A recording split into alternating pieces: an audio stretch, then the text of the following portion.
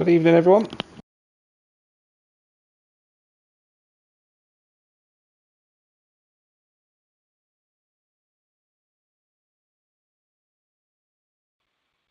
Hello, everyone, and welcome to the halfway round, as in the season 22 here with Invictus Racing League. We're live from Las Vegas on the Strip for round 4 of this thrilling and captivating and enthralling championship here with Tier 2. I can't believe we've already done 3 rounds of action and we're at the halfway mark, round 4 out of 8. Next week we're going to be having a season break, but right now we get to have all of the attention under the lights here in Vegas. It's me, Jack TM53, your commentator, as always. I'm delighted to say that joining us this evening, first of all, we've got ARL. How are you, mate? Yeah, all good. How's yourself? Not doing too badly, overcoming a cold, flu, whatever nonsense I've got going on, but I'm doing my best. I'm glad you're here with me, mate. And also, to say a little of that alongside us as well, we've got Bjorn tonight too. Bjorn, how are you, friend? I'm great. Great to be back. I love Las Vegas. I love Tier 2. I love the action. Can't wait. Well, we are looking forward to this circuit. It's a track that has gained a lot of lovers, a lot of haters over since its inception in 2023, but it certainly promotes a lot of activity regardless of whether you're a fan or otherwise. 6.2 kilometres for the drivers to navigate around these 16 corners, and a 1:34.8 from Lando Norris last year still is the fastest lap around this circuit. A couple of cars out on track, including Matty Rudd, Lionel Griesby and FRL O'Stephen, so we'll get on board with those for a lap with ARL shortly. But for a pair of you gents, before we get into the action, what are your thoughts on this track? Because it does divide opinion, and it does cause a lot of comments. What are your thoughts on it? Do you like it? Do you hate it? Where do you stand? I think in the driver's perspective, it's a love it or hate it type of track. I don't think there's really an in-between. For me, I like it when it goes my way, and I don't like it when it doesn't. But I think overall, it's a thrilling track. So from a commentator's perspective, I think it's great fun. Yeah, I love this track as well. I think at the start it's a bit different than other tracks, of course. Long straight, quick turns, a lot of slow corners. But once you get in the flow, I absolutely love driving around here. Well, there we go. We're kind of somewhere in between, aren't we? The three of us. ARL's kind of in between. He likes it when it goes well, dislikes it when it doesn't. Bjorn's a big fan. I'm less of a fan, but I think it warrants its place on the calendar. It promotes a lot of overtaking opportunities. We know, of course, that really long straight between turns. Well, 12 and 14. 13 is not really a corner on the action, especially in the dry, and definitely not in the wet either. I've been following Matty Rudd for most of the lap so far. He's out there on a flying lap. We've got Stenos already out of qualifying, so that's going to relegate him to starting in 20th position. ARL, over to you, mate. Who would you like to ride on board with? I think we've got a McLaren coming towards the start-finish line, I believe.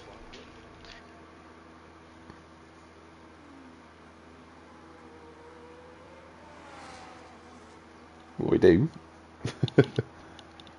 Oh, sorry, a little bit of technical difficulties there. But yes, Jordan on the lap, the McLaren driver, through turn 1, through turn 2, now through 3 and 4. Surprisingly, 2 corners named here. Could be 1, but anyway, the first DRS opportunity. He's got a bit of time to pick his braking point into turn 5. This is an easy one to lock that inside tyre, so he keeps it nice and clean. A little bit of struggling from the front end of that McLaren. Now it goes through into 6 and 7. This one's so easy to lock up as Matty Rudd sets the first lap time of 33.1. But now Jordan on board through the dome section. Now comes up into turn 9. How's the traction on the McLaren? Absolutely fine through here. He's got a lot of DRS deployment, but that's surely because of the Las Vegas Strip. As he now comes through 10, 11. Now coming through into turn 12. Entry so important. You need that exit as well. And now he'll start to deploy the ERS, and there's not much you can really do as a driver, but just wait. Of course, now on the Las Vegas Strip, surprisingly not the longest straight. It's actually second to to Azerbaijan straight, only 1.2 miles long. But you've got a long time to decide your braking point, but it's very easily done to judge it wrong. But now through into the corner of turn 14, 15 and 16. Easy on the throttle, but try and deploy as much as you can. Now use the ERS battery, and it's one drag race to the line. Try and cut as much as you can of the final corner, which is turn 17, over the curb, and he puts his first lap time of the session, which is a 1:33.8 from the McLaren driver. Yeah, a little bit more time to find from the McLaren there. He's fifth at the moment. It's the Cat again, continue on with his good run of form in the Hash. Tiger currently P1 on a set of mediums, a 32.3. Bjorn, around this circuit, you're a big fan of it. What are the areas that you need to have a good setup around here? What are the drivers focusing on? They're looking for traction, they're looking for low downforce, as one of the Williams runs into the wall in the background, and both walls actually for that matter. What are they looking for? Well, seeing as the track map is almost a rectangle, I'd say you want as little downforce as you can put on the car to get all the top speed and just defend the corners. It's pretty easy, of course, hard braking zones. So all you want is top speed, basically. Maybe in quali you can put a little bit front wing on, but that's it. That's all you want. Well, there we go. Wise words from Bjorn, our reigning Tier 1 champion, of course. I've just had a little chat with Stinos, who retired. He's just said that brake bias was set too high. He locked the fronts and into the wall he went. So already claiming a driver out of the session. Iran has asked a question in the comments. He said, what were your views of Parr's driving standards last week? The stewards punished them heavily, and some others apparently were disgusted with what they had seen. I'm going to pass that over to you two, if you guys can remember what happened with Parr's last week. Yeah, it wasn't Parr's finest, I think we could all agree. But, you know, it's very easy to get that little bit over the line, but it happens. But we've seen with the pace and how, you know, Parr's has gone wheel to wheel before, and he's shown some masterclass performances, and I think that's just one off, and he'll want to forget about that and move on and learn from that mistake. That's what I believe in. Yeah, I'll agree with Aero here. I'm just looking through the stewards report, and he's got a qualifying not only this round, I believe, but also the next round. Of course, if you guys remember as well, he did a reset the track last week, which is a slam dunk quali ban, and then all the penalty points he collected that round also sums up to another quali ban. So he's going to be starting at the back of the grid for the next coming races. It's a good point, actually, because obviously with Vegas being so open as a circuit, and this is a question for both of you here, as Ruddo has done the fastest lap of the session so far, what are the opportunities, or what's the likelihood that Parr's can get up through the field? Do you think he's going to be stuck in a DRS train? Do you think he'll need to try and do an alternative strategy to get himself back into, let's say, the top six? I think the DRS train is almost, you know, inevitable here. The thing is, the cars you'll have in front of him, we know the pace Parr's has got. This is the reason why he's fighting for this championship. So they'll be to a stage that I believe he can clear some of the grid, but then it'll become somewhat of a wall, because the drivers that'll be more closer to his pace will start being a bit of a cork in a bottleneck. So it'll be challenging.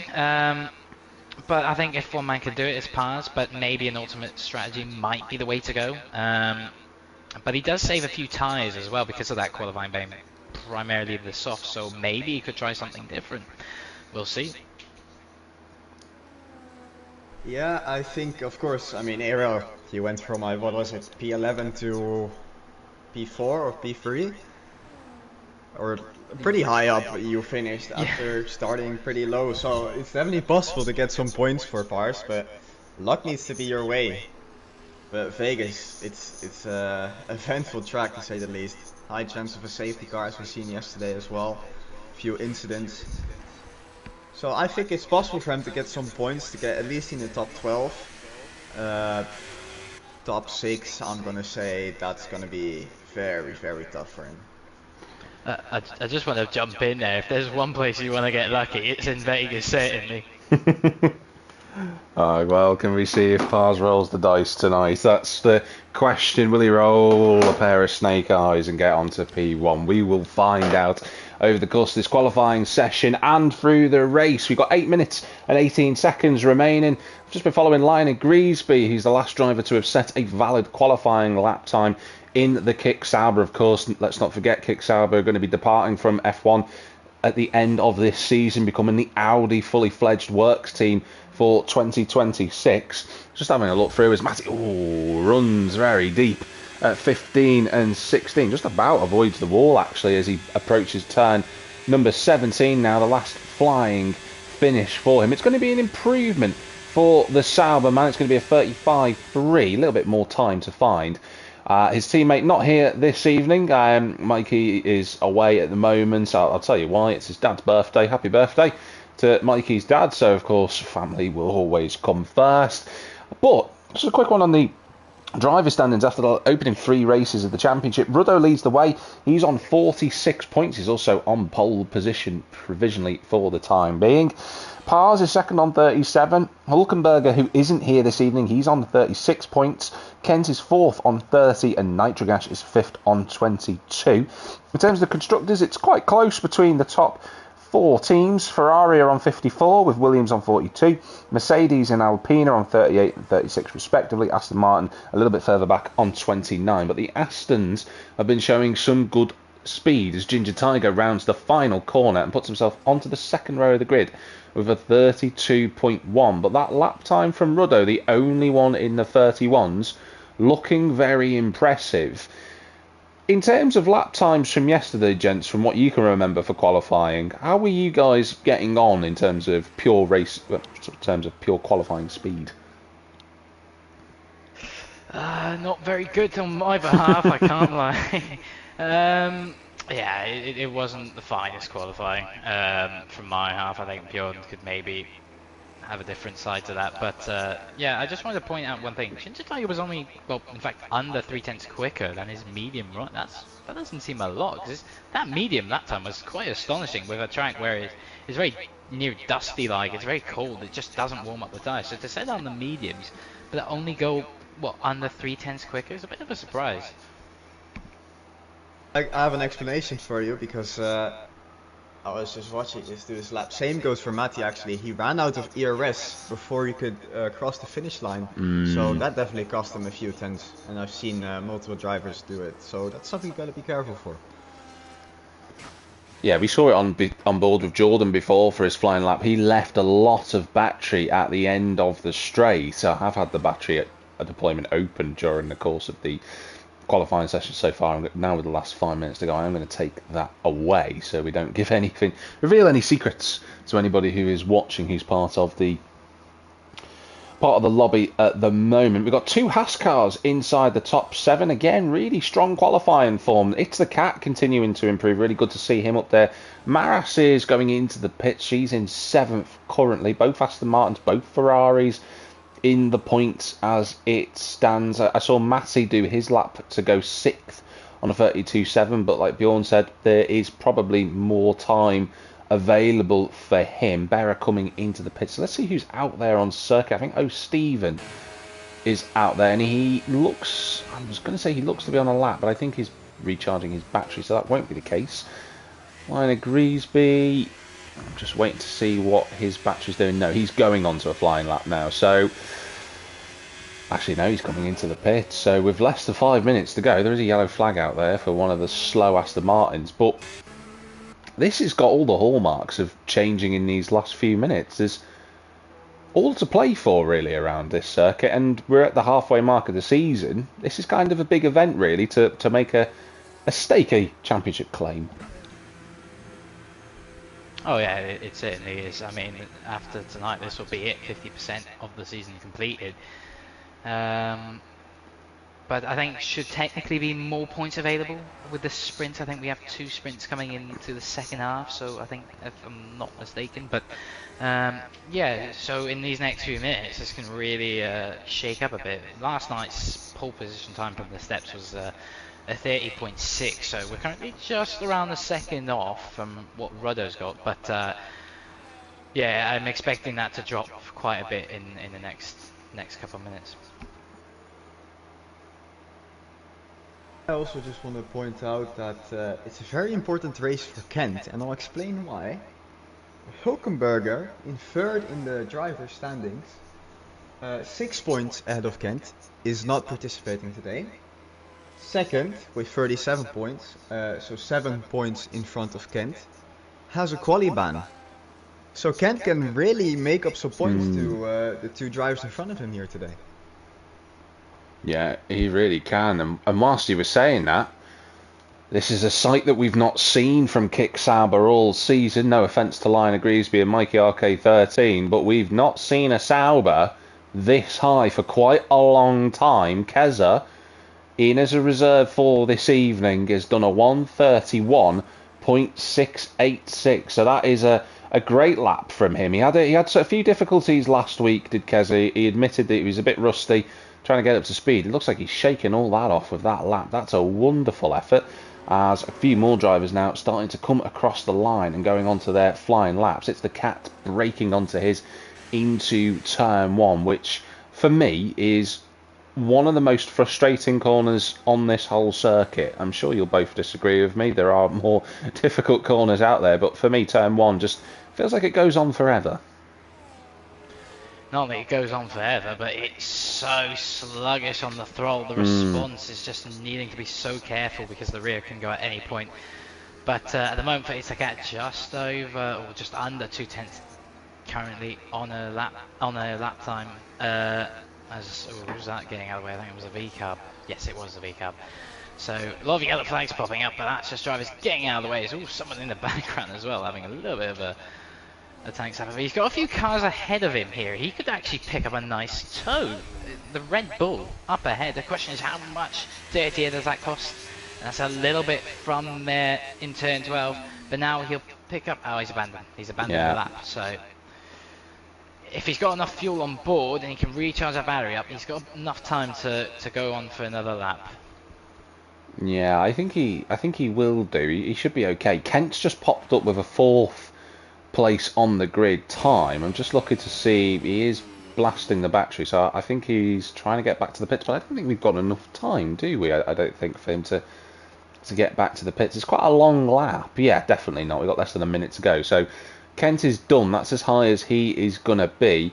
Bjorn, who are you keeping an eye on at the moment? Obviously, who would you like me to keep an eye on? Let's go for Matty, because he did that P9 time while running out of ERS, so he definitely has some pace left in the tank. Yeah, we'll keep an eye on Matty. We'll follow his lap. I'm just looking to see who else is coming towards the start-finish line. Jordan is on an outlap. Bruce is in the pit, so he's not going to improve. So it's a chance for him to make some progress through the field. There's a Mercedes of O'Steven potentially as... Yeah, he goes across the line. It's actually Berra that does. There's a Ferrari now moving towards the start-finish line, whether that's Ruddo or Matty Rudd. That's going to be Ruddo who's coming towards the start-finish line. His teammate, though, is flying towards turn 17, but he's departing into the pit. So the next driver to come along... Well, that was good. We were going to talk about Matty, but there's a Sauber in his way, and I think the Sauber is on a lap. I think it's Lionel Griesby who's on a lap. Yeah, he is. So Matty isn't going to get an improvement, gents. He's not entitled to move out of the way, so he's got every right. But look at the thing is, the Red Bull's going to pick up a tow here. Is the Red Bull going to go for a move in qualifying? Surely not. He's having to stay back. Oh, very close on the braking, and the Red Bull locks up. But surely that lap is not going to be improved. And now the Sauber gets out of the way, but that's not going to be improvement from either of the two. But it is an improvement for Ginger Tiger, 31.5 for the Aston Martin. His teammate responds with a 7th place. Over the line, that was DJ Madman with an 11th place qualifying effort. I think he'll be quite happy with that. Next driver to come along will be JPH. He's out the final corner. Called into the sector delta. He's 2/10 up at the minute, which won't improve his track position, but it will improve his lap time as he comes around a final corner. What is he going to do? That's much more like it. Gets in front of his teammate. So a nice quali there from Jordan. Berra, he's going to stay on the same lap time. We're looking at Ruddo to improve. He doesn't improve. He will stay in third. So it's only O'Stephen who's had some great form so far this season. Can he do anything about it? That's a cracking effort. Puts himself into 6th place. And that is Ginger Tiger's first pole position of the season and for quite some time. So well done to Ginger. Yeah, no, that was a good lap at the end there. But Ginger, he'll take that surely, but he aligns alongside Keza in the Sauber for tonight. Ruddo, though, behind on the second row with Berra, following with Kent and O'Stephen right behind. Matty Rudd and Nitrogas following behind them with It's the Cat and the Red Bull DXT Matty not improving on that final run. DJ Madman with Maris behind with JPH and Bruce, followed by Kiri and Spud with Liner Grisby, Daryl and Stenelson Pars not obviously coming out at all to serve the first of the qualifying ban.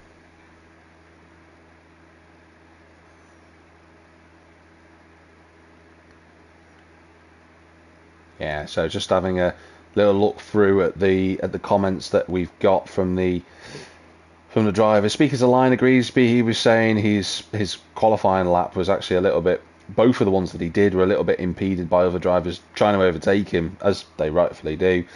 So that's a little bit unfortunate. Barrett even saying effectively apologies. What would you, as we get ourselves prepared for the race, Bjorn, what would you say is the ideal strategy? Do you think it's worth starting on the hards instead of the mediums?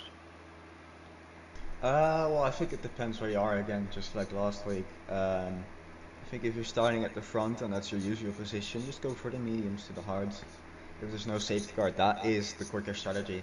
But if you're gonna be stuck in traffic at the start, it's definitely worth doing your first stints on hards and just staying out as long as you can to slowly get in free air, and then do those last few laps on fresh mediums, and then you can push all the way home.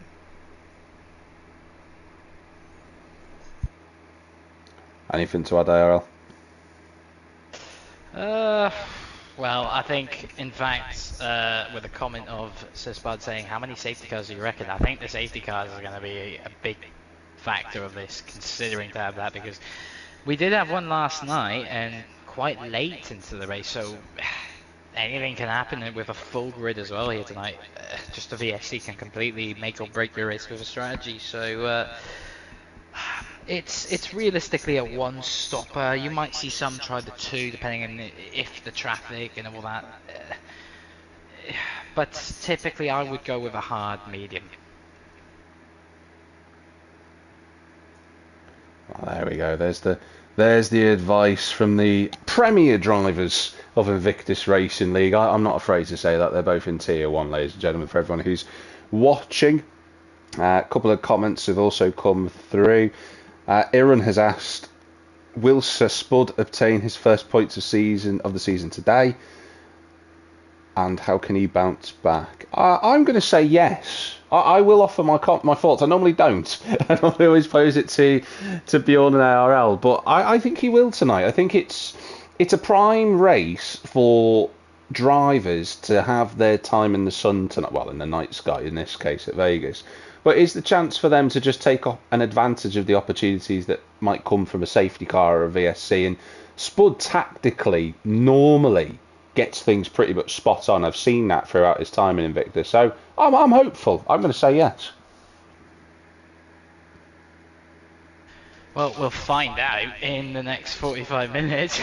But yeah. Oh, actually, speaking of it, it's his birthday tomorrow. So a future happy birthday. So fingers crossed, he says in the chat. So hopefully you can get a little bit of an early birthday present here tonight.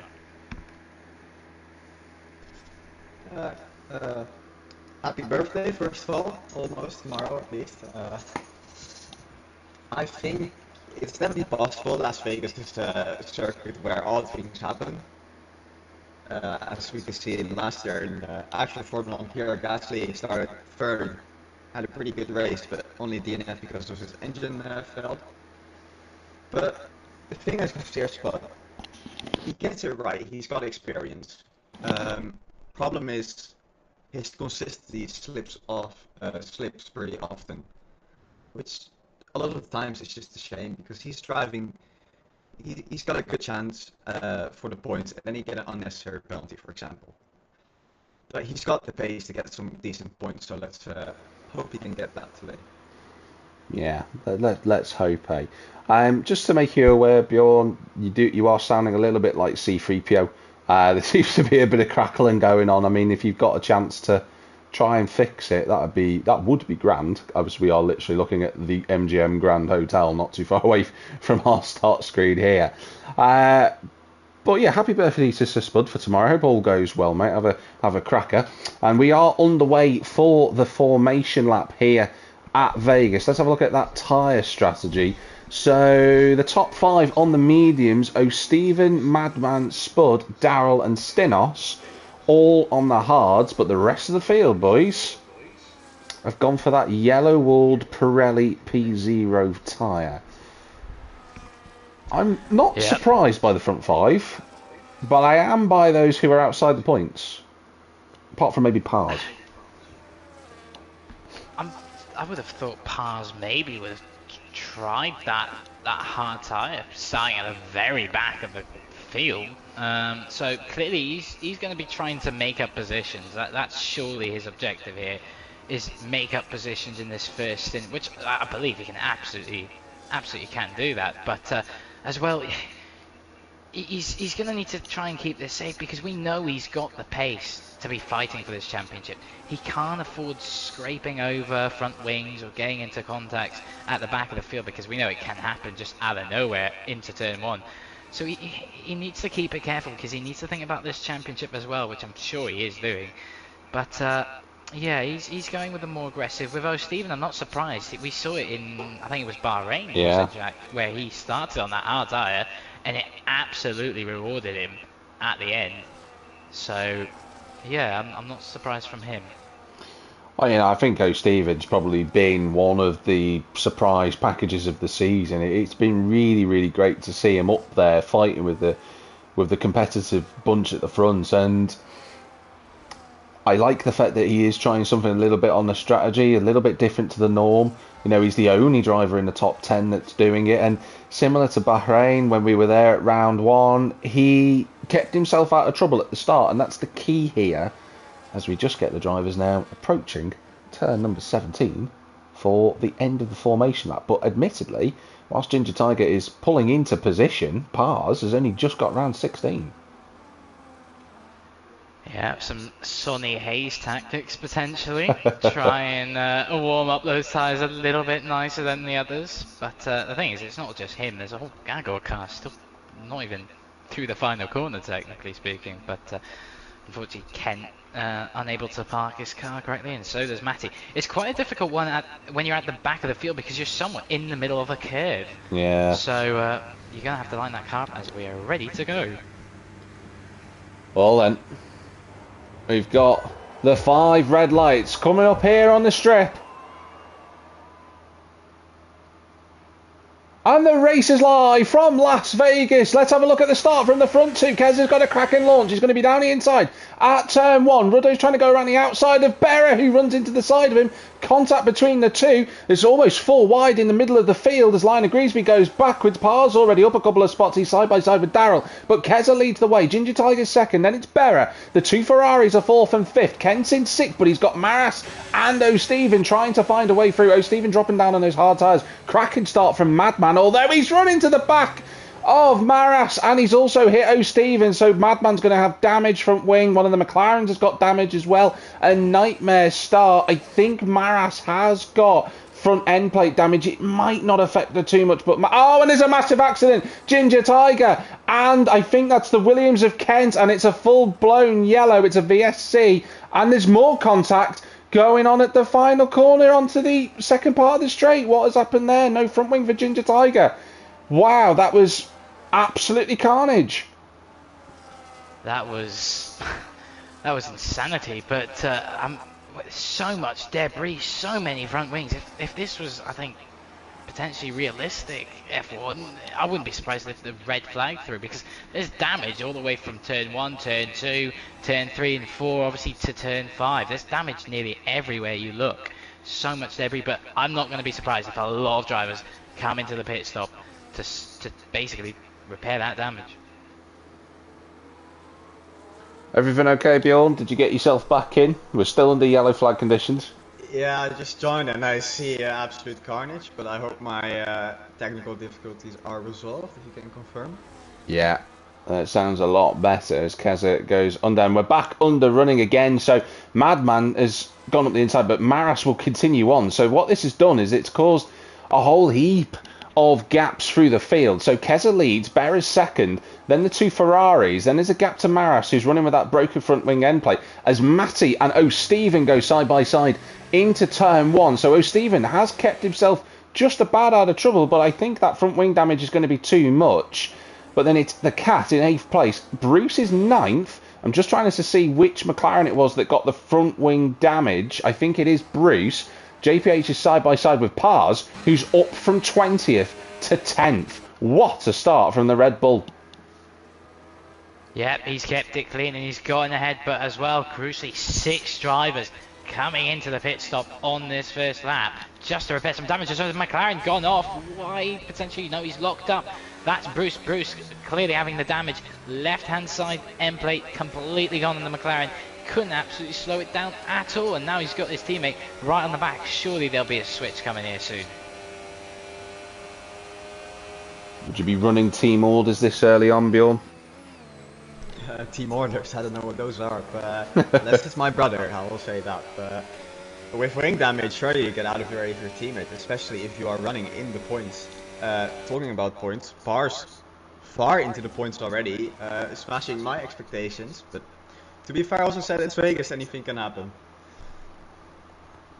I think what we've got to look into here is that there is a huge gap between Maras and Matty. I've got to think there's been some Delta shenanigans that have gone on there. Ruddo has got a 10-second time penalty for something that went on under the yellow flag conditions. I don't think potentially Ruddo's done anything wrong, but the problem that he'll have is that he won't be able to appeal that because he'll have to serve it in the game when he comes in for his next pit stop. So sadly for Ruddo, he's going to be on the back foot. But what this does promote is a glorious chance for his teammates to get a podium position for the first time in, I'm going to say it was last season, but it's been quite a while for Matty Rudd. So he's in 4th place, he stayed out of trouble. Can he hold on to the back of that group? Although admittedly, Ruddo's getting on with it. He's not far behind Barra now. To answer that question, he had a collision with Ginger Tiger. Ginger Tiger as well got a 10-second penalty, but obviously because he's come into the pit stop, he's already served it. So I imagine that would have been under the VSC. Yeah. So that's why they both had a 10-second penalty. But yeah, he's in DRS range now of Berra, and Berra's not really letting Keza get out and away here. So we could have a 3-car fight for this win potentially.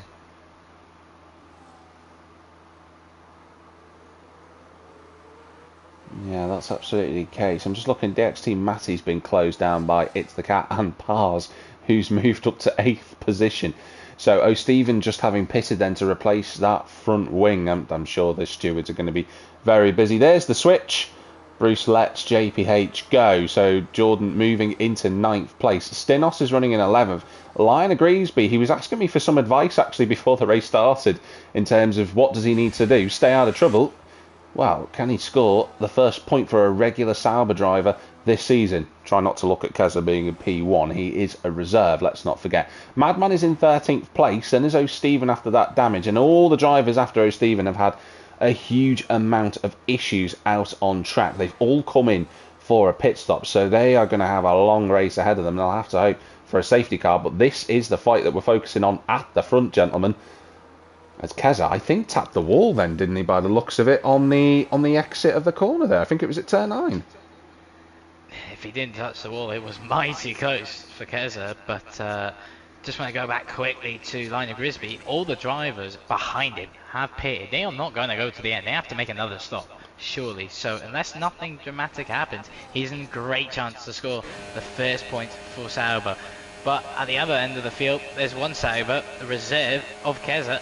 He's going to have to try and do his best to defend Berra, but Berra's got that DRS helping hand, and he'll blast past the Sauber, and he'll take the lead well before the breaking point. But yeah, no, now he's got a charging Ferrari of Rudder right behind us. Oh, Keza's getting a little bit loosey-goosey out of those couple of corners, and now that's a Ferrari right on the rear wing of that Sauber. There's a big fight going on for 6th place as well. Pars is up to 6th in front of Matty, and it's the cat who are fighting. But Ruddo is down the inside of Keza and slides through. Keza trying to fight back on the outside at turn 2. That would have been especially brave, and he just taps the inside wall as the traction broke on the kick Sauber. So Keza goes from 1st to 3rd on this lap. But the thing for these three, and what will be, unfortunately for Matty Rudd, his heart will be sinking to his boots, is that because he doesn't have DRS, he is losing heaps of time, and that penalty for Ruddo might still keep him in the podium fight at this rate. Bear in mind we're only on lap 5, but the gap between the front 3 and Matty Rudd is 5 seconds. That's a big gap to try and pull back. Yeah, that is certainly a bit of a challenge, but if they start squabbling, there's every chance that can happen. Then there'll be a bit of a change as who's that DJ Madman and Liner Greasby. Oh, Liner Greasby nearly losing the rear.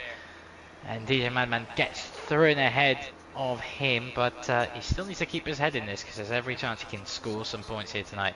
But back at the front of the field, it's Ruddo and Berra. Keza's dropped off quite a bit. What's happened to him? But here comes Ruddo. Is he going to have a look on the inside? He is. Is he going to get the move done into the breaking point? He is. So he now takes the lead of the race in the span of what would be roughly a lap. 3 different race leaders. I know Bjorn's itching to say something. Go on, Bjorn. Well, you would be wrong actually, but I'll try. I think Keza might actually have picked up some damage. He tapped the wall multiple times into turn 2. I don't believe it was just one, so maybe you could check if there's an end plate missing. Let's have a look. I'm just watching Stinos going up into 10th place on those hard tyres, but I think Stinos has got some damage as well. So there's a lot of cars out there that are resembling a bit of a demolition derby. Let's have a look at Kez's front wing into this infield section here. It looks intact to me, but I don't know if he's struggling with traction. I've seen a lot of drivers braking with the traction already in this race, especially on the exit of turn 5. That's the right-hander after the first DRS straight. So maybe Keza is struggling with some heavy tyre wear. Is that something that you would have expected from the medium tyres, from the Perriers? Is that something that the drivers have to be aware of? I think from last night, I think both of us started on the hard tyre, but certainly from our counterparts, we did know that the medium did struggle on the rear, and in fact same thing for the hard, but obviously the medium will struggle more on the heavier fuel loads, so certainly so. Yeah, I must say the leaders that started on the mediums, they were starting quite early. I'm quite happy that I picked the hardest to start on. Of course, I think the heavy fuel load, what you said there, is got to be the biggest impact. I'm just looking at this, we're going to move on. But I'm delayed, so I think you guys will figure it out before me. Well, Stenos decided that Bruce was taking too long, and there's a little bit of a slide out of the corner from Stenos, and Bruce has to check up as a result of that, but Stenos went for a brave one down the inside, so he moves into 8th position as it's the cat. Goes past DXT Matty, who is in the pit, so that's the Red Bull in. I don't know if that is for a regulation pit stop or whether he's got a front wing change. It is a front wing change, so that's what's happening there for the Red Bull, so he's going to slide out of the top 10. It's the cat I was watching before. He had a moment where he nearly slid off the road and into the wall, but he's still running in 10th position as the first time penalty pings Darrell's way. That is something that Darrell is winning the first track limits violations of each race so far this season. So as JPH goes flying off the road, and that's a slow right down there. So he wasn't far away behind Pars, but because he didn't want to violate the 10 seconds for track limits, he's lost about 3 to the Red Bull in front of him, and now Stenos isn't too far away, and he's had a very good recovery drive so far from 19th on the grid. Yeah, Stinos up into 8th place. He does have damage though, so that's not going to be helping, but whether he changes it or not, that's up to him. But he is on the hard tyre, so his plan now is obviously to go longer than the mediums, and arguably the hards will start to feel actually nicer at this point in time than those medium compound tyres. Back up to the front though, the gap's somewhat neutralizer now, over a second between the top 3, so no DRS for any of the drivers. So this is where we're looking for the fight as Madman gets through in ahead online of Griesby. That's an easy move down the straight, but in fact now he might lose another place to O'Steven. O'Steven having a look on the inside. There's collision between the two of them, and they're still going to nearly go side by side. Oh, what's happened there? O'Steven's had to back out as the rear completely snapping away. But a little bit of a messy battle there, but somehow we both gotten away from it. Yeah, that looked a little bit peculiar, that one. I don't think either of them were willing to give up the corner. I mean, Lionel Griesby is struggling so much on those medium tyres. We have spoken before, me and Matty, about this circuit. It's not one that he enjoys. It's not a circuit that he gels with very well. He just wants to try and survive for this evening. So I think he's just doing his utmost to try and keep it out of the wall as he runs wide at turn 5. That's the corner I've seen a lot of drivers struggling with. But the thing is that between these guys who are behind Lionel Griesby, who goes off the road at the next corner, is he going to get a penalty for that? Nobody is going to lose. That's in fact, Lionel Griesby moves out of the way. He knows his fights is with himself and the race circuit, so he is going to drop down and out of the points. Unfortunately, as Stinos is climbing over the back of the McLaren for 7th place on those hard Pirelli tyres. He's going to move to the inside line. This is going to be a done deal for 7th place, and the Alpine moves into that position as we've got our first pit stop from Keza on lap number 9. Bjorn, tyres, 16 laps. Can they do it on the hards? I think yes. The tyre wear was, to my surprise, really low yesterday. I quite enjoyed driving on the hards for such a long time. I think 16 laps is absolutely doable. I think it's a great call by Keza, actually. What do you think, IRL? Yeah, the hards were too problematic. They were pretty much just a consistent tyre as they typically are on this game. So he's gone for the undercut, which will help massively around here. He did not change the front wing, so if there was any thought of damage on the front wing, if there is, he can live with it, and he's going to have to now try and pump in some laps. But the good thing is he's got a nice clean pocket of air to warm those hard tyres up. But the question is, at the front of the field, any response maybe coming their way? Potentially. Yeah, is the undercut going to be powerful enough? Darrell has retired from the session, and has left the session, so good news for Bjorn. He'll be able to get in and have a little look at what's going on in the action live, which is great news. I'm just watching Madman Kent and O'Steven squabbling over 11th position. It's all a little bit status quo at the moment. We've got Keza in 6th place. The top 10 look relatively settled at the moment. So I think Vegas is certainly a track that, yes, it promotes a lot of action. There's a lot of action and overtaking that will go on all of the time. But when you're in an esports league, it can be a little bit more difficult to string a consistent race pace together. Yeah, it can be a challenge. Certainly at the moment, the closest battle going on with Kent and Madman. Whoa, sorry to cut over you there. Just as you said his name, he decided to have a massive snap of oversteer through the left right. I think that was everyone's reaction seeing that, but who's into the pits? Bruce, though, the first of the McLarens, so I didn't actually get to see, did he change that front wing or not? No. And he hasn't. And now that the Red Bull of Matty gets ahead, and in fact Matty pit 3 laps ago, so that's a bit of an undercut potential. Was he ahead? I think he was actually. But, no, Matty did replace the front wing though, bear in mind, so that's probably why he's only just ahead of the McLaren. Yeah, at the moment though, closest fight though, I did want to say, is Paz in DRS and well within DRS range of Maris. Maris has been having a bit of a quiet race, but she's been doing quite an incredible job here. DRS wide open for the Red Bull. Pars moves through, coming through like a freight train at the moment in that Red Bull. Lauren Meckes will be delighted with his driver's performance as the race leaders pit on the same lap.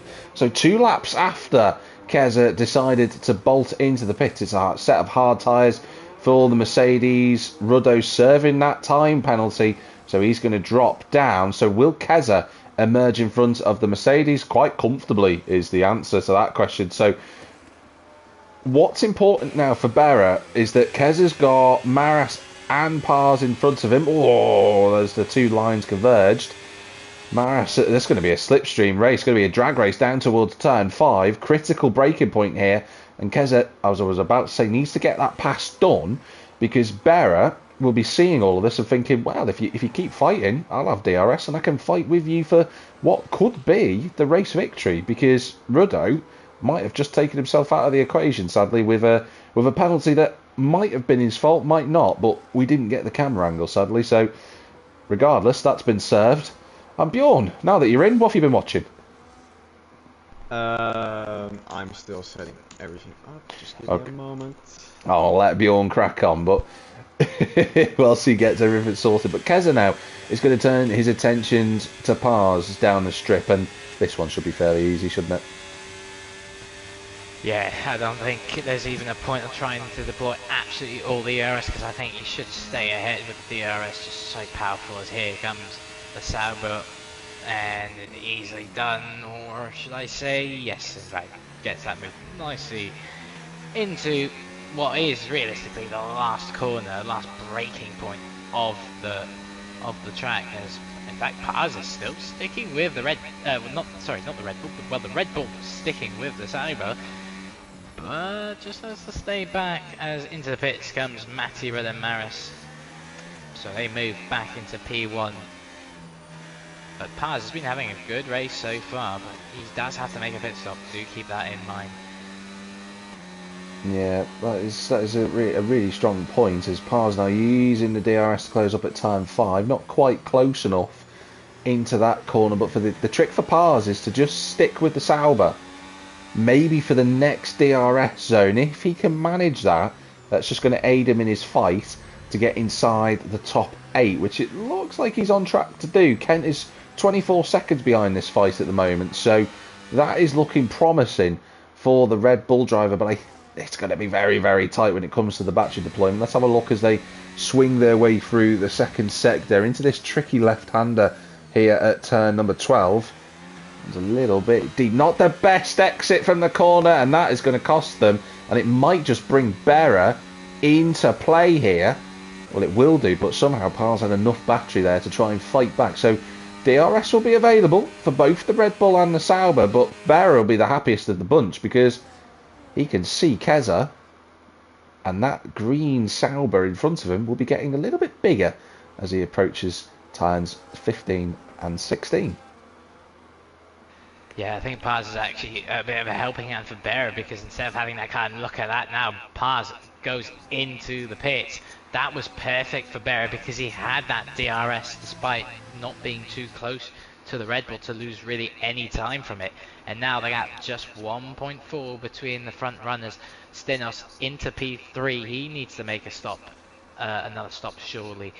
Ruddo now into P4 and Matti Rudd P5. Ruddo has gotten back ahead of Matti Rudd there. I'm a bit surprised because he did serve a 10-second penalty. I don't think he was 10 seconds clear at the stop. But the gap is 5 seconds between the two of them, so unless something happened. But crucially now, Pars into P6, only 3.5 away from Matti Rudd. And then at 5.6 further ahead is the Ferrari's teammate of Ruddo. So this is still game on for Pars, because you'll have quite a lot fresher tyres maybe.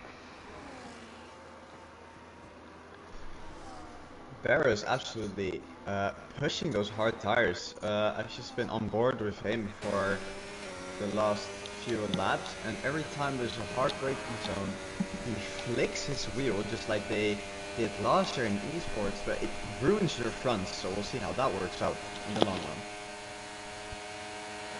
Well, you've been watching him, and now we're watching Berra trying to take the lead at the long braking zone into this final corner, and it's always a little bit of contact, and Kez has hit the wall. So Berra slid down the inside. There was no room at the inn for Keza. Hits the wall, so Keza won't be too pleased about that. So round 2, I'm sure, coming back. You know, we've had a lot of heavyweight title fights at Vegas before. We're going to have another one here. Crucially, Keza's got damage. Keza has no right end plate. And you could see how it's just struggling to turn there. He's just within DRS, but he's got no end plate. This is going to be a mighty tough stint if he wants to get this to the end. But I'm imagining Berra is going to get ahead and away here. You just see the front end not complaining too much, but not the nicest on the Sabre. That's going to be a deal breaker. That might be one for the stewards, I think, as that looked a little bit... It looked odd from the angle that I had, to be honest with you. So I wouldn't say I had the full point of view, but Keza won't be pleased, and that gap has just swelled to over 1.5 seconds. So Stinos also needs to pit, let's not forget. So at the moment, the Ferraris are 3-4. Matty Rudd running about 2.5 seconds in front of the Red Bull of Pars. There's Maras in 7th. Kent is in 8th place, but Kent having a massive snap of oversteer on the exit there off turn 9. But he's running 12 lap old hards. I have a feeling, although Bjorn and ARL could correct me on this, I have a feeling he's going to have to stop again, because I don't know if those hard tyres could do what would be the best part of 23 laps. Yeah, no, realistically speaking, I think its short answer is no, unless he's a tyre whisperer. Yeah, that's not happening. Got nothing to add on that one. There we go then. There's a nice fight brewing over what is 9th place at the moment. JPH leads the crew, but I feel like he's worked his way past everybody to get there. So he's on newer tyres than everybody else in this group. As Stinos makes that pit stop, he's going to refeed himself into 7th, just behind Maras. And you feel like with those medium compound tyres, he'll get past Maras relatively quickly. In fact, how quickly do you want to make it happen? Well, right now is what Stinos wants to do. And that is a move into 6th position. So what progress can the Alpine make with 10 laps to go? Can those medium compound tyres, first of all, last to the end of the race without any major drama? And secondly, can he use the tyre performance to pull himself up to Pars and Matty Rudd? You feel that the top 3 are out of the question. DXT Matty, though, in 10th place, has got the attention of Bruce and It's the Cat behind him, and subsequently their tyres are fresher than the Red Bulls. So it's all to play for here, and I'm excited to see whether Bruce can get 2 McLarens in the top 10, and that would be a good result for the team from Woking. Yeah, the Red Bull's got 2 cars. Oh! Bruce has completely gone deep into turn 12, which is realistically the most important corner you've got to get right in terms of entry and exit. Almost like a Charles Leclerc 2023 moment, but yeah, that's not going to help. It's the Cat does still pick up that DRS. One thing I just noticed, the Red Bull of Matty has a warning light for fuel at this stage of the race. That's going to be... we don't have the figures, but to see that at this point is not really a good sign. Just having a quick look through at the telemetry there, just to see what other drivers were looking like. But that is a really good point you've just raised. So DXT Matty is going to have to do some fuel saving if we don't get a safety car in these next 9 laps. Decisions to be made. As though Stevens, sadly down in 16th, sets the new fastest lap of the race as Lionel Greasby goes flying off the road, and O'Stevens going to get 2 for the price of 1 and moves into 14th place. So O'Steven trying to bring up his recovery drive after those issues, sadly, on lap 1. I think what Matty needs to do here is let one of the 2 cars go and stick in the DRS for any Madman's chances. out. I say that, Madman's out. Safety Maybe car. his answer's come out. Yes, it has. So, you know what? Scrap that. And he's got a safety car, but as well, Liner Greaseby's down at turn 5. He's had a moment as well. Yeah, he was moving slowly. I think they were together on circuit. Berra is bolted into the pits. So yeah, I think Liner Greaseby and Madman were together on track, and they've made contact, and into the wall they go, and that spells the end of, sadly, a messy race for both the Racing Bulls. And what a shock, all of the front runners have decided to put a new set of boots on, but Berra is on the hard tyres, boys. And you could tell just by the noise that Bjorn made that is not a decision you would typically make. And Maris has stayed out, so she's up to second. Guess has done a front wing stop as well. In Bear's position, I'd rather go for the softs than the hards, to be honest. I don't know what to say. That's I mean, same here. That's a bit of a surprise, but Kez has actually picked up quite well from this to change that front wing to be in third place. I think is actually quite a good relief. But I'm stunned because we know the warm up is just atrocious here. Even the pure grip to at least get the tyres to the end, you have to go through 3 laps maybe of getting those tyres up to full speed. That's going to be a difficult order to ask when you have the likes of Keza, Ruddo, Matty, Rudd on mediums, and I do want to point this out. Paz is obviously now going to be in this fight with what is equal tyres, equal conditions. This might be quite a good chance for Paz to potentially get some places here.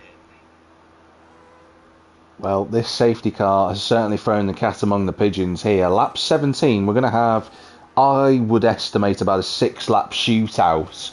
Because obviously the safety car is still going down the strip at the moment, and we've not yet got It's the Cat on the back of this queue.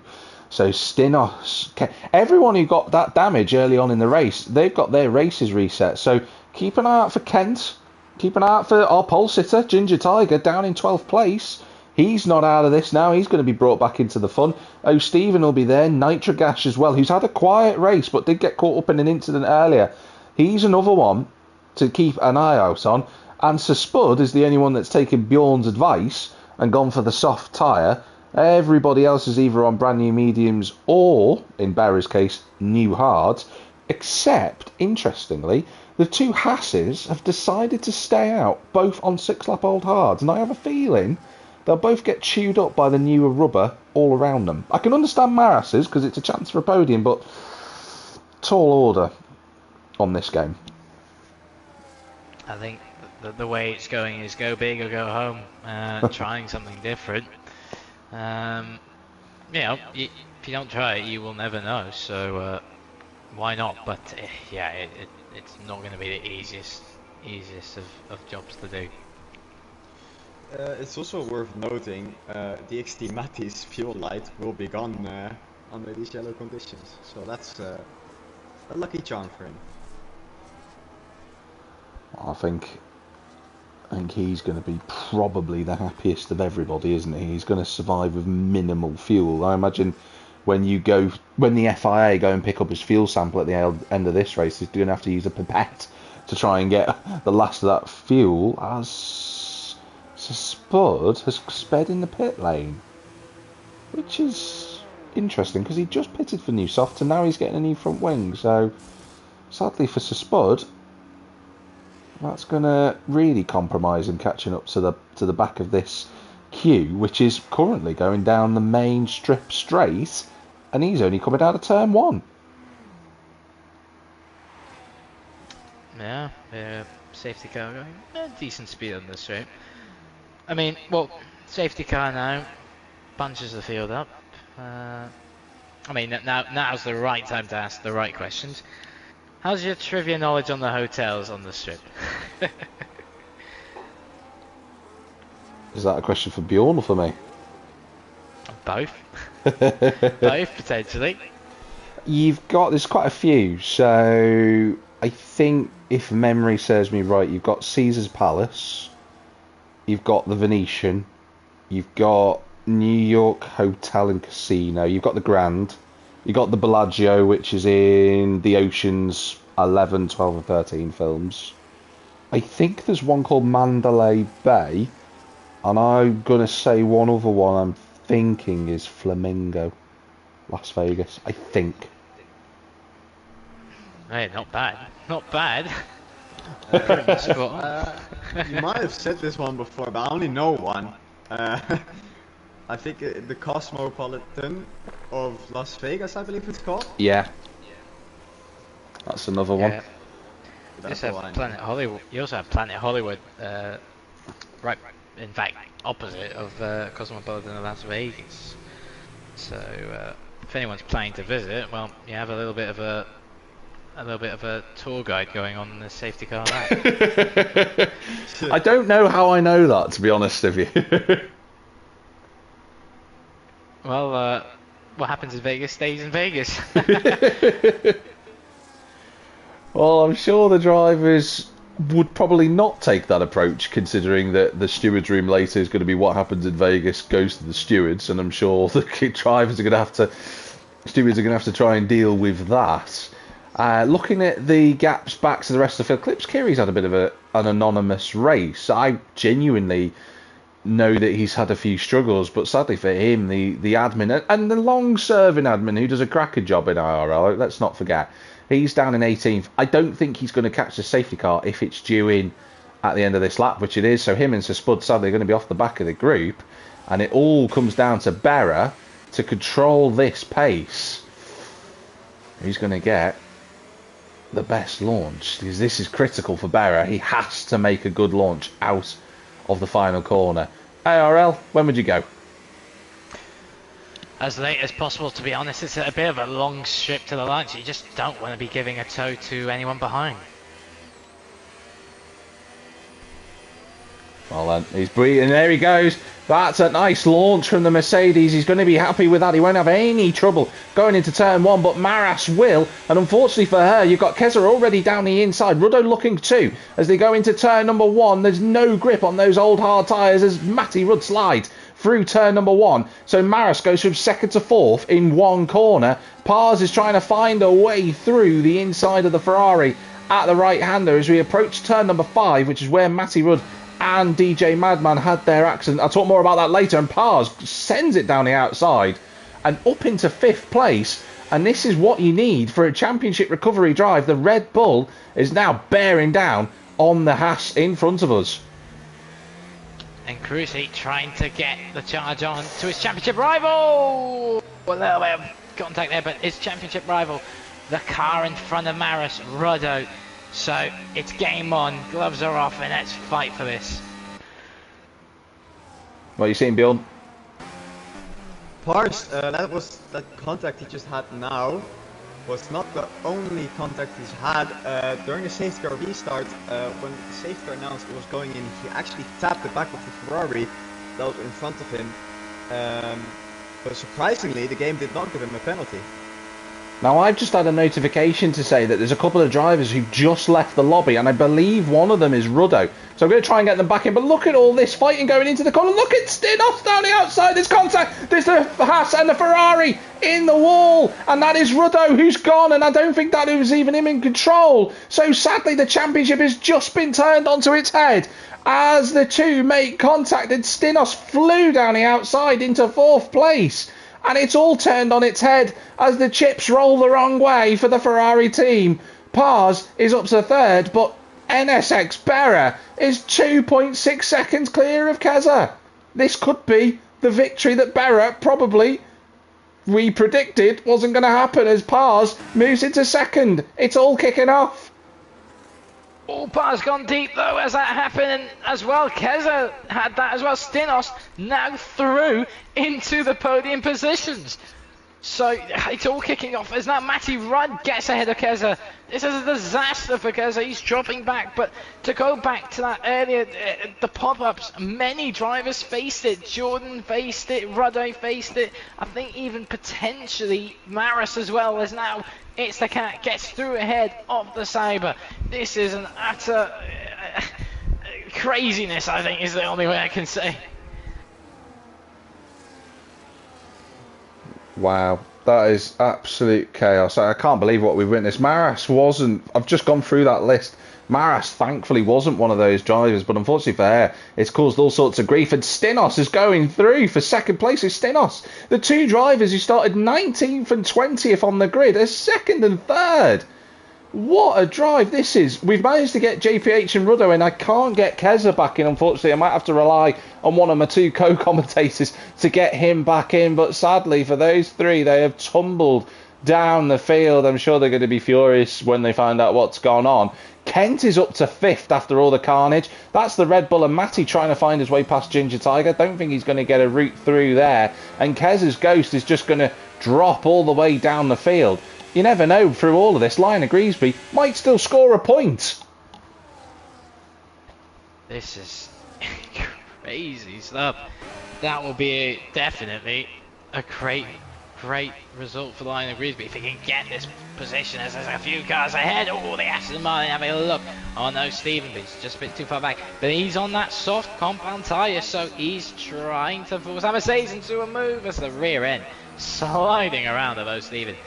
But how is Kez's car? Is there at least no damage on that Sabre? I don't think there is, but the problem is the AI is not really going to be doing much help for him. Over to Bjorn. As Kent goes, what it looks like he's going to go through on Matty Rudd for 4th place. Yeah, let's wait for that to happen on the straight. Kent's looking Matty Rudd. Too many moves, but Kent's out of battery actually, so I don't think we'll make that mistake with the DRS. Well, he's past him. But something's happening to Berra. He's lost over 2 seconds in the last few laps. Do not forget, he might be under investigation for that earlier incident with Keza. So even if it finishes like this, we still will not know who the winner is. No, it's absolutely crazy. I don't know if it's whether a case of it's Stinos and Pars who have both got the power of the medium tyre, because they look like they've got so much more grip going through the long right-hander at turn 4. I'm just going to watch Berra into the braking zone at turn 5. A little bit cautious, a little bit of understeer going on, and the Alpine and the Red Bull look so planted. So the race victory is wide open. Kent is leading the next train in 4th place. Then it's Matty Rudd. It's the Cats come through all this, despite not pitting for new tyres, is in the top 6. What a result this could be. Only 2 laps to go for the Haas driver. DXT Matty then has Ginger Tiger behind in 8th. Bruce is 9th. Nitro's 10th. Oak Stevens 11th. Lionel Griesby just needs to keep it on the bloody racetrack and Sauber could have a point. Utter madness is the only way to say it, but crucially now, Stinos and Pars both have DRS, so the fight is truly on for the last 2 laps of this race. As now Stinos has got the DRS open, he's got a little bit of battery. Is he going to be sending it? He's alongside, not anymore, he's ahead. Berra's going to try and fight this rain, but it's not enough for the hard times of Berra, and you'll have to give that up. Stinos now from ultimately 19 to the lead of the race. Unbelievable. Absolutely unbelievable. I think the safety car has brought everything back together, and sadly for Berra, it's brought contact between himself and Pars. They just about keep it out of the wall, but that's going to drop Pars out of DRS from Stinos. I'm just looking though, the rear wing was open, so thankfully for Pars, can gain some of that time back. But the next couple of corners are critical for the Red Bull to climb up onto the top step of the podium for what could be a 3rd race win of the season. But it all just comes down to the aggression that Red Bull can show, and he is doing. That gap is back under a second. Penultimate lap of the race. You can't call it, Bjorn. Oh, I can't. Stinos though, out of a second. Oof. That might be a confirmed winner as a Ferrari going to be Ruddo, I believe it is. Yeah. I think Steven's going to win it, but like this, Kevin's doing an amazing job. Like I said, he needs some points, but Pars has done an amazing job. Ruddo is again following. Yeah, Ruddo's having some issue. I think Ruddo's going to be disappointed at what's gone on there because he won't know why he's fallen all the way down the field as DXT Matty gets overtaken by the man who started in first place. Would you believe it? Feels like such a long time ago. But Ginger Tiger moves into 7th position in the Aston Martin. So it's been a good recovery from him. But Matty is not giving this up. And Bruce is now also within DRS range of these two. Ginger Tiger is going to go to the middle of the road. That's a late move from Ginger. In fact, he got it so wrong. He's gone downtown Las Vegas. And the Red Bull moves past him. And Bruce is now going to be in an Aston Martin sandwich because Nitrogas has recovered up to 10th place. I know Stephen has got the pressure, I can't believe I'm saying this, of Lionel Griesby in front of him. He's also got 3 lap older tyres than Lionel Griesby behind, so that's going to be not really great for the Mercedes. But this is it, this is the last lap. Any chance to try and make an overtake? It's now as there's a yellow flag. I think that's a McLaren of Jordan. Yeah. Yes, it is. Jordan not obviously going to be happy with that disconnect. But what about the front of the field? Gap 1.3. I think Stinos has got every little bit of it covered. Well, I have to be honest with you. We said at the start of this race, if you wanted to be a race winner, you've got to roll the dice. And what Stinos and Pars have done is something that I've never ever seen in Invictus Racing League. Throughout all of the seasons, the drivers that started on the back row of the grid are going to finish at the front of the field. Stinos, he rounds the final corner and he's going to win here at round 4 in Las Vegas from 19th place. Pars from 20th in second, and Berra will get a podium. It's a great result for him. He was unlucky not to win it in the end. Kent in 4th, Matty Rudd in 5th. It's the Cat in 6th place. Ginger Tiger, a good recovery from 7th. Matty and Bruce and Nitrogas rounding out the top 10. Oh, Stephen 11th. Sauber have got a point. Lionel Griesby, despite arguably the worst race he's ever done, has just scored points for Sauber. So Spud, after being about 30 seconds behind the safety car earlier, he's going to end up behind Maras on the road in 13th and 14th respectively. Clips Kiri in 15th. Kez's disconnected car will bring him home in 16th. Ruddo and JPH having some issues with their disconnections, which kind of ruled them out in the end, sadly. But, gentlemen, what a frenetic end to that. Hold up, I've got news. One of the admins saying there will be a mass connection, and that straight from the robot means the results as it stands won't be the final results for this round. Really? So we still don't know who won. Oh my word, that's incredible. Where did that information come from?